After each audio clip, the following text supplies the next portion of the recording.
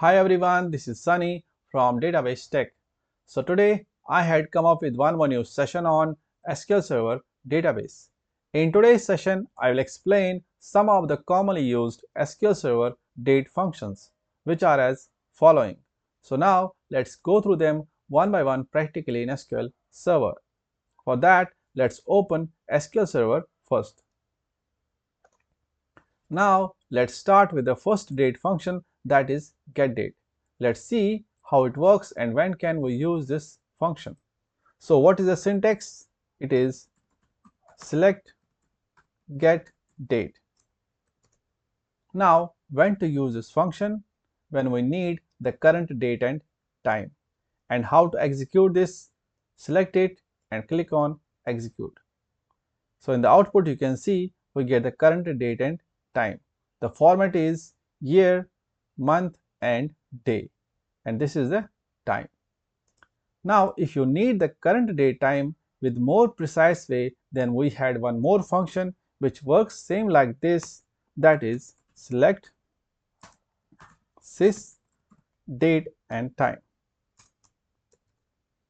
If we will execute this, it gives us the same date and time but with more precise way.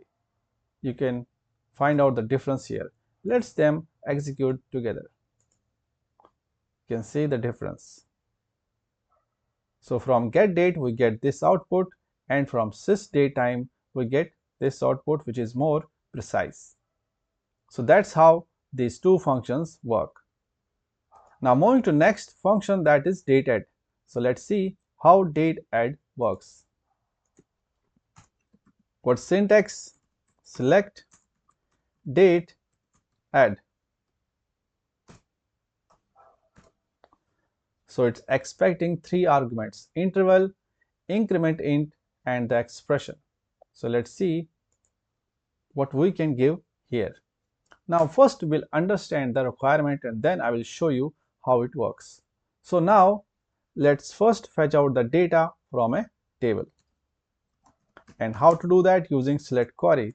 Select star from, we had one table, existing table, that is company.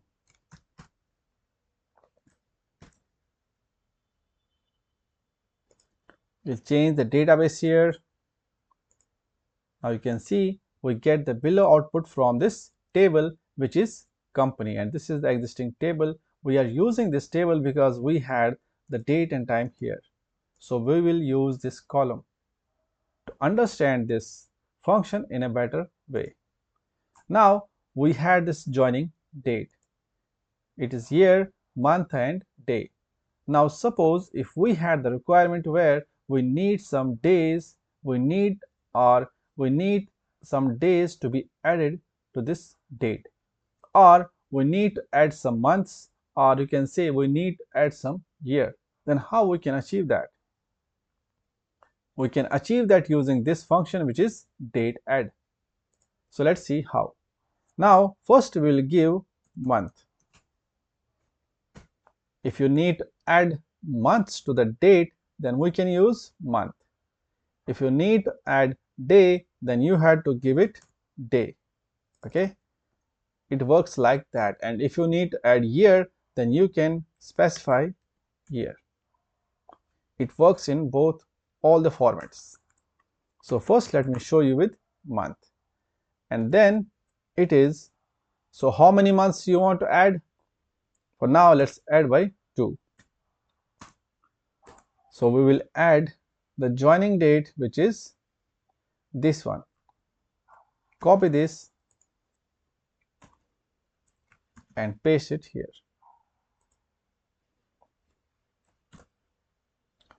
Now when we execute this, you can see the current month is 03. So we have to add 2 more months to this.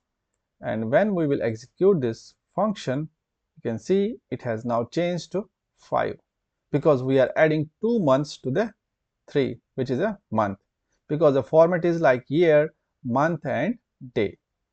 Now if we need to add days, then we can give day add. So what's the day here? Is 2, and 2 will become, let's make it 5. It will become now 7. You can see now the day, it has become now 7. In a similar way, if you need to add year, you can add that as well. We need to add year by 1. So 2011 will become 12. So that's how DATEADD works.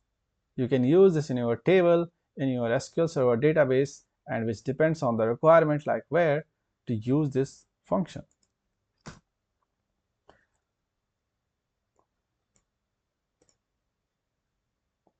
Now coming to next date function, that is date from parts.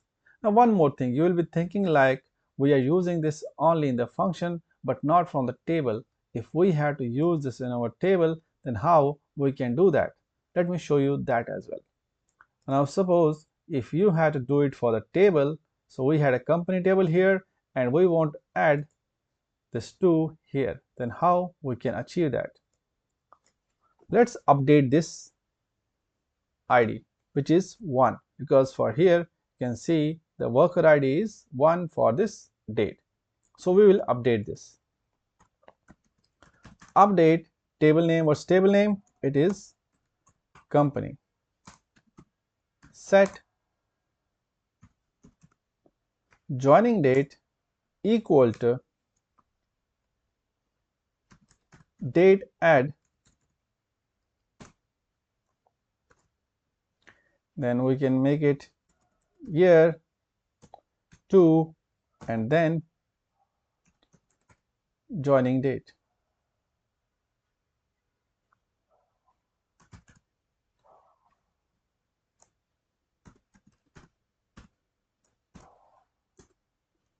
From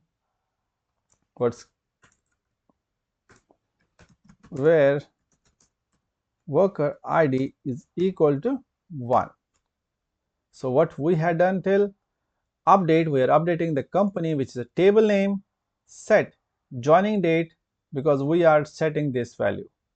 Set joining date is equal to DATEADD year, so we are adding this 1. It should be now 2011 will become, it will add the year by 2 and it will become 12, it will become 13.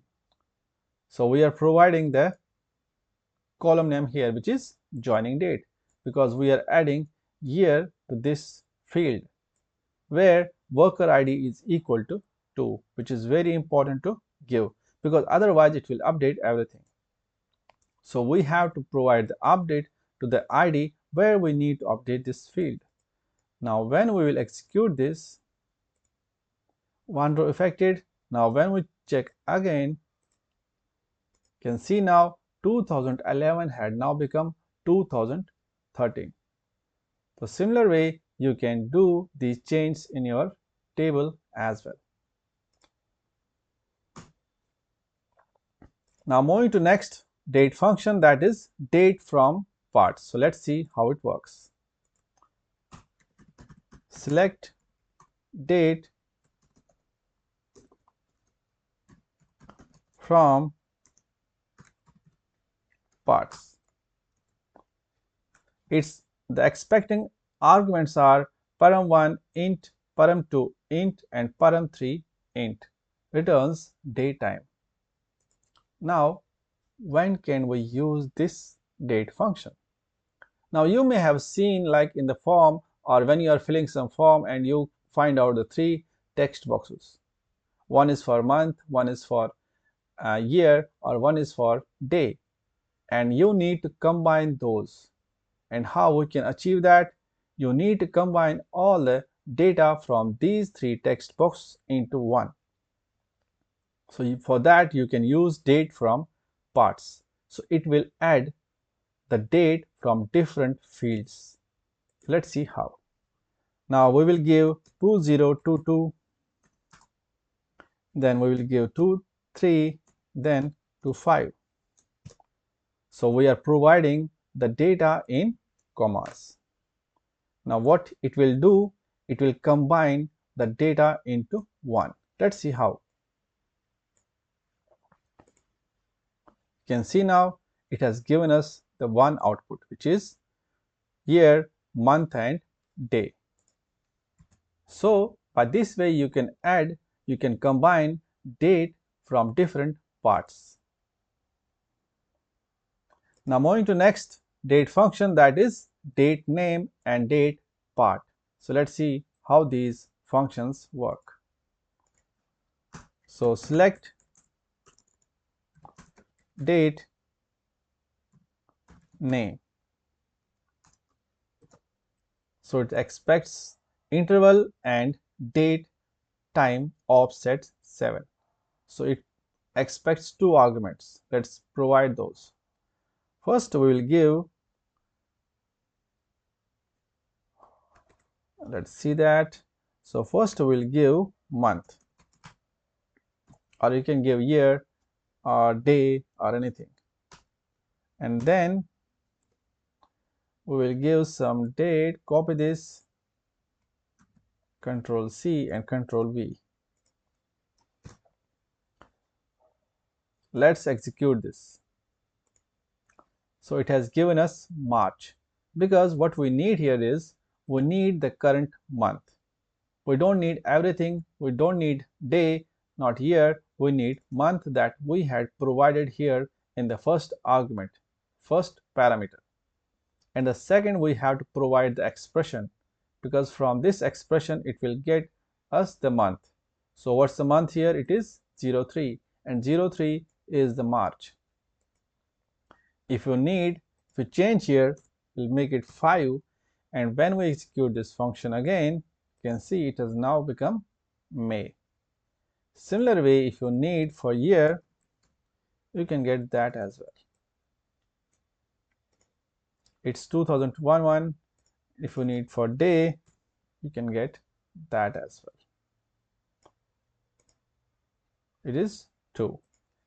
Now we had one more function that we had seen, which is date part.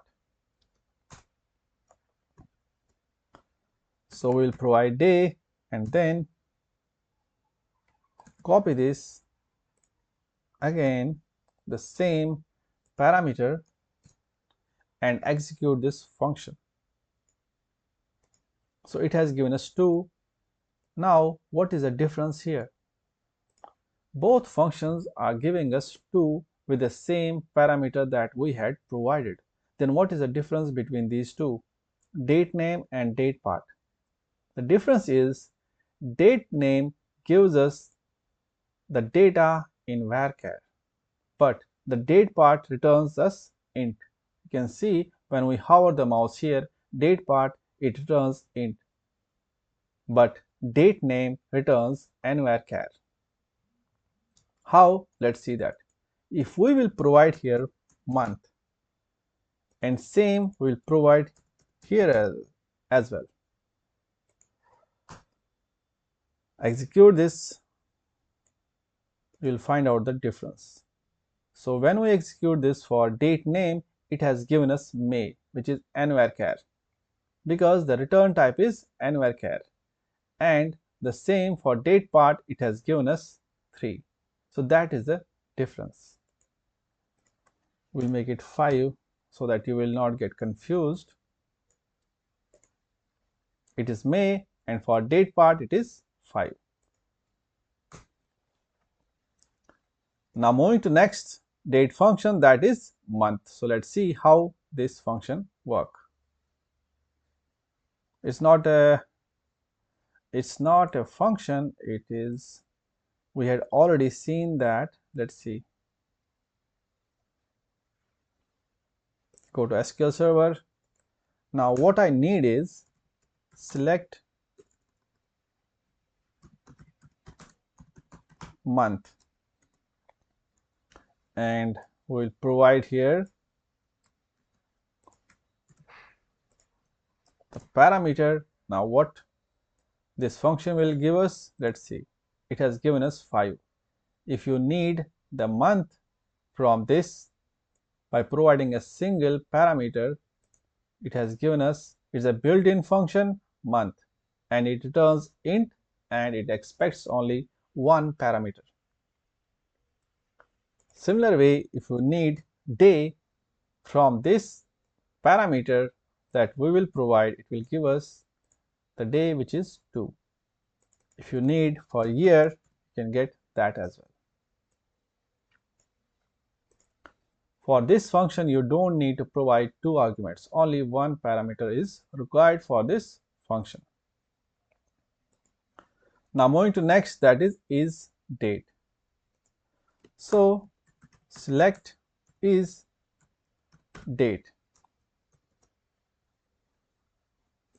Provide some parameter. Now when can we use this function? We can use this function like if you had to check whether the provided parameter is date or not. So if it is date, it should work, so then our code should continue, and if it is not date, then our code should not continue, and we can find out the error. Like the provided argument, provided parameter is not a date, and it will end. So this function we can use for that. Let me show you. Execute, it has given us 1, and if it is 1, it's okay, we are okay, we can continue our code. But at the same time, when we provide some raw data,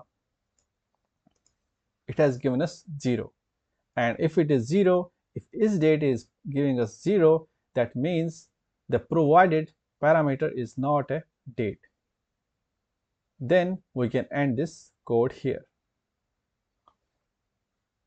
So that's how the date function works. With this, let us wrap up the session for today. We'll come up with the next session shortly. Till then, have a nice day. Bye bye.